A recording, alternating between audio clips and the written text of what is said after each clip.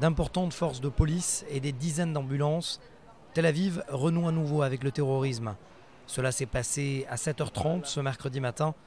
Un Palestinien de 23 ans, originaire de Toul-Karem, au nord de la Cisjordanie, monte dans un bus et quelques arrêts plus tard, poignarde un à un le chauffeur et les passagers.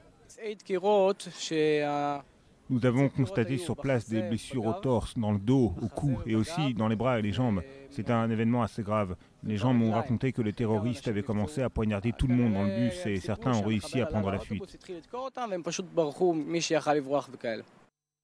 Le terroriste entame alors une cavale de 500 mètres et poignarde toutes les personnes sur sa route.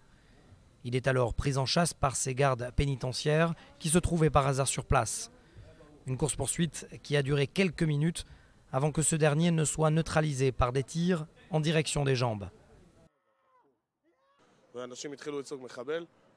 Les gens ont crié « terroriste, terroriste !» J'ai demandé à mon équipe de se disperser et de lui courir après. Moi, je l'ai contourné par sa droite. Au cours de sa fuite, il a eu le temps de poignarder une femme. Nous avons réalisé des tirs de sommation avant de tirer en direction des jambes pour neutraliser le terroriste. Nous n'avons pas eu peur. Au-delà de notre mission de garder des prisonniers, nous devons protéger les civils israéliens et éviter que des méfaits comme celui-ci n'interviennent. Selon les premiers éléments de l'enquête, ce Palestinien serait en situation irrégulière, comme 80% des ouvriers palestiniens qui pénètrent chaque matin à Tel Aviv et sa région.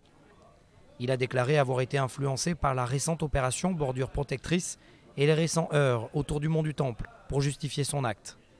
Il aura donc fallu à nouveau une opération rapide et surtout efficace de ces policiers de la garde pénitentiaire derrière moi pour que le bilan de cet attentat en plein cœur de Tel Aviv ne soit pas encore plus lourd.